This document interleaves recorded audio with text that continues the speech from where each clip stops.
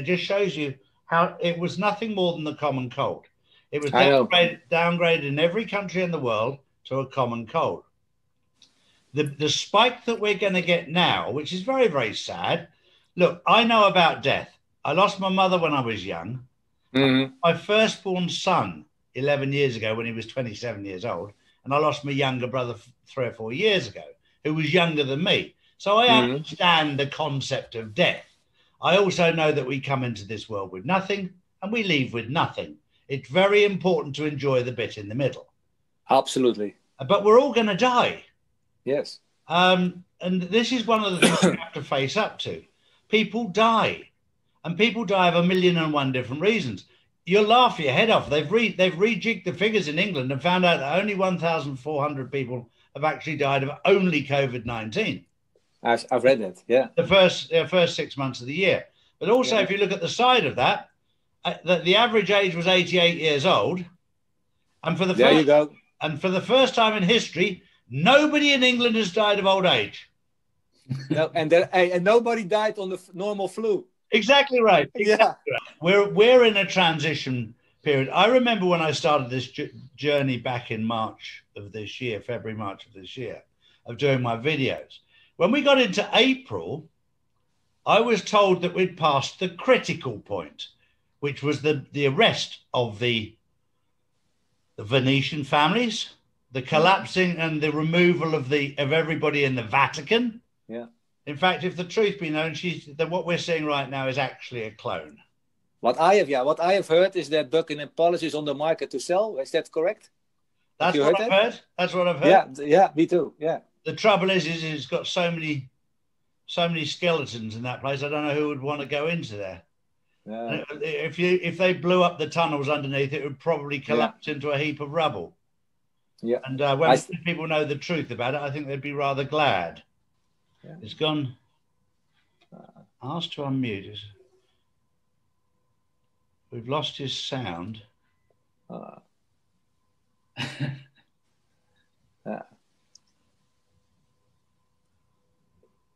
Peter, hoor je me? Hey, daar is die. Hoor je me? Daar is die. Perfect, Brian. Charlie! Hello, buddy. How are you, my man? Unbelievable. You too, man. Great to see you. Charlie. Look, I used to know Patrick Kluivert many years ago when he used to have a nightclub in Barcelona. Back in the day. Yeah, the line is again a bit cracky. Hey. The line is cracking. I don't hear you.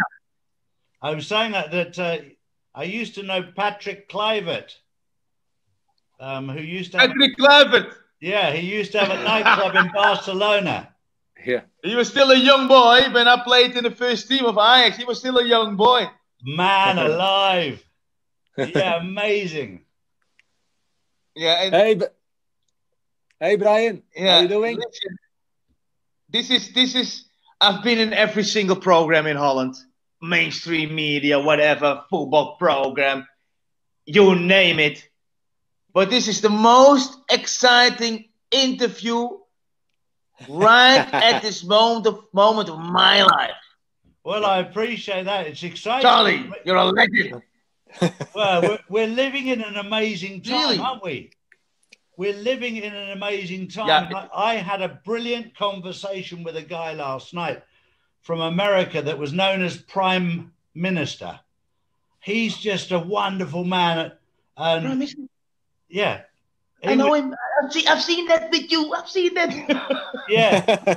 It's blessed me to talk to some of the most beautiful people in the world, and to realize that we're all exactly the same. We're all wanting to live together and be happy together, and not to steal from each other, not to kill each other, not to hurt each other. And you got these. Brian, how are you? Brian, can you hear me? Listen, the line is cracking. The line is cracking. Should I wear earpieces? Is that better? Je kan beter oordopje. Maar het kraakt. Oh my God.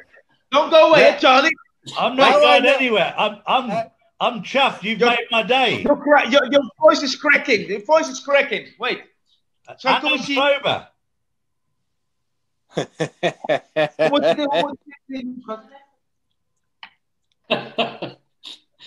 Oh my god. Nee, maar hier zit een rondje, schat.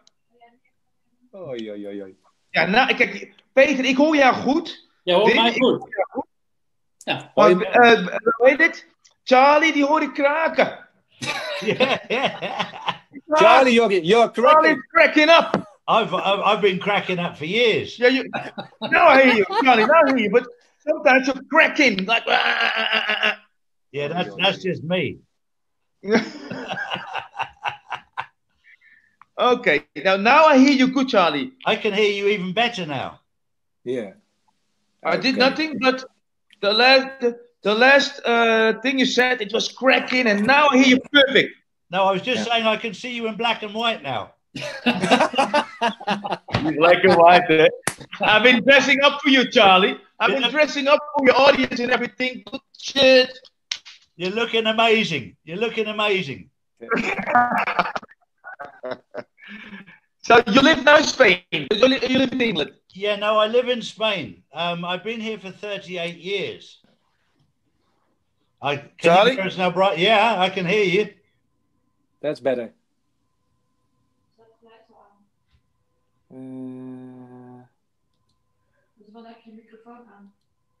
Yeah. Yeah, that's good. I can hear you, Brian. Share content, stop video. No, that's fine. You're perfect now. Now you muted yourself again. He plays for Ajax. That's the problem.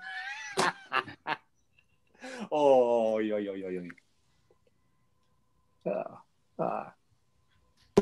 There you go. I know. There you go. We can hear you now, Brian. Oh. It's good to see you have your manager with you, Brian. Yeah, Charlie. Now I'm here. Good man. Absolutely brilliant. Now I hear you good. That's perfect. Yeah.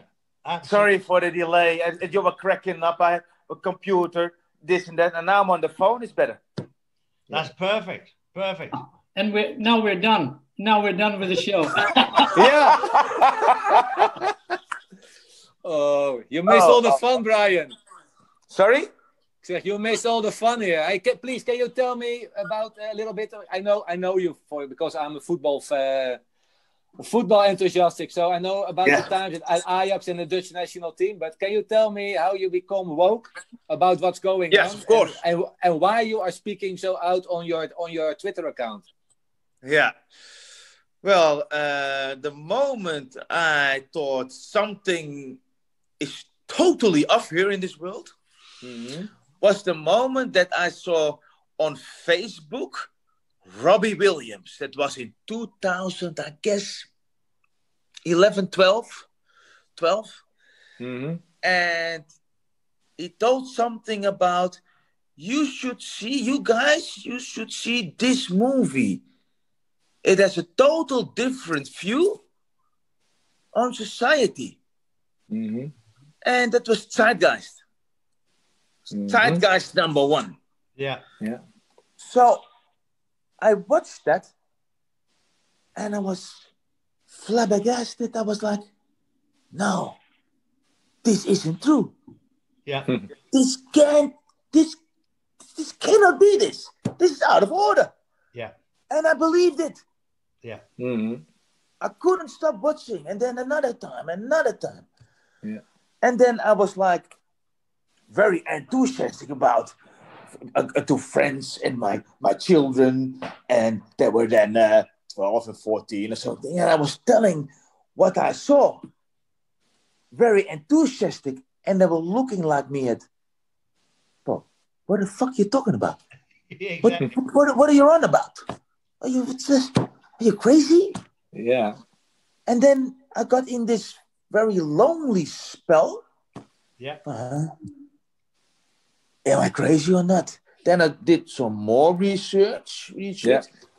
And then all of a sudden now this is unbelievable. And then came a very lonely spell, which I had to go through to accept that I'm one of the few who thinks different about society.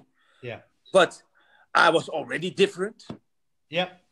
You know, I was already different. So, okay, I could get a grip at this very soon. You know, people, I need a different life. There's no time I can go somewhere. Even with my daughter last time. Hey, Daddy. Oh, you were at Gerlaplein, eh? Fuck, Jamie. People see me say different lives, eh? Yeah. So it was easier for me to get into this loneliness. Yeah, I get that. I give that edge every single day on Twitter. And people love me. And also some people think, is he crazy? But the most people love me on Twitter. I had the privilege of meeting Diego Maradona. He's my hero. He's unbelievable. He told me himself, he said, I won more Man of the Match awards when I was pissed or off my head on coke than I did when I was sober. And I was like, and he had me in fit. We were in a bar with him in Dubai, and he just had me in fits of laughter. Okay. I'm trying to get men to have a backbone because there's a lot of single women out there, and there's no real men with a backbone. Yeah. They're all worried about their reputation, image. Yeah. Fuck your image. Fuck your reputation. This is true, Charlie. Every single pussies. Exactly right. You know, you almost need a Roy Keane mentality where if you don't play properly, kick the shit out of you. And Patrick Vieira, people like that who just kick the shit out of you and turn you into a man. And don't give a shit about what other people think because you know, inside, the truth. And I love Jordan Peterson. The truth doesn't care about your feelings. That's what I think. Yeah, that's beautiful, Charlie. Yeah. But you know, Charlie, I'll tell you one thing. Because my sister, my kids, my ex-girlfriend, they get stick from people around them about my opinion. And they worry then. And then my sister wanted to go with me to the psychiatrist. Brian. And my kids get stick and they, Daddy, what are you on about? Yeah. And that's difficult. So you need to stay close to yourself, even if the closest people around you, because people know me. And then it gets a bit edgy. Well, I have the same with my daughter. My daughter is the manager of Birmingham City ladies football team. Oh, nice! She was the captain of Sheffield for 6 years, and then she was the manager of Sheffield United. Now she's in the Super League as the manager of Birmingham City ladies. I wanted to be a footballer. She turned out to be a footballer. So she's living my dream, but she thinks her dad's completely bonkers. Spiritual leaders and spiritualists just to guide me. I've got the factual information, but what I want to do is understand it so that I can interpret it in the right spirit. Yeah. Because there's also an awful lot of information that I get that I can't talk about. And that I have to be very, very careful because I actually love to sit down and have a gin and tonic. And there's many times after I've had a gin and tonic where I want to do a live show, tell the real truth. Charlie, I promise you, when everything is said and done, and you know that we are very close. My wife, and when we have bought our house in Marbella, I promise you, we're gonna have some great meal and something to drink. Listen, definitely. I'm there as well. But I want to live in Estepona. I like Estepona better, Charlie. Estepona is beautiful. We go down there a lot. We go down to the La Reserva, which is like the little private area that's inside. That's a lake that they've turned into like a beach and a restaurant and bar and tennis club and everything else. That's beautiful down by Estepona. But yeah, lovely. The whole coast is lovely. Look, we're very, very blessed down here. I've worked damn hard all my life. Yeah. For many, many years, I didn't have a day off. I was flat out, non-stop working. the whole of my journey has stood me in good stead for this time to be able to do an awful lot of research. And at the moment, when I said a week ago, through the month of October, because the minute they lit up the White House in red, I saw it.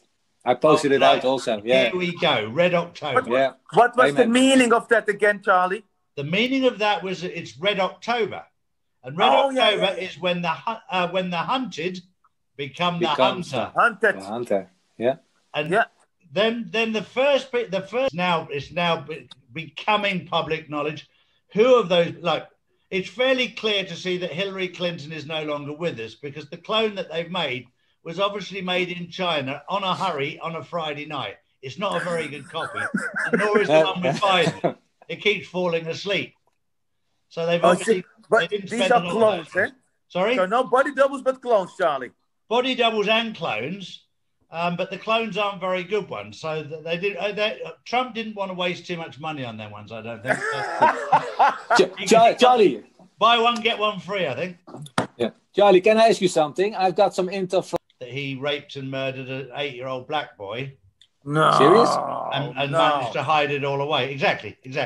It's absolutely horrific. And the nice thing is that Donald Trump, if he was a poker player, Brian, we'd sit there and cringe, because he's only used his 2s and 3s so far. He hasn't even got to his picture cards yet, and he's already winning. He's already winning. He's already won. And he's still got his aces, his kings, his queens, and his jacks. You know what it is, Charlie? I mean, here in Holland, when I was a young boy, there was always a discussion, Charlie. Does God exist? Yes or no? And it was always in my head.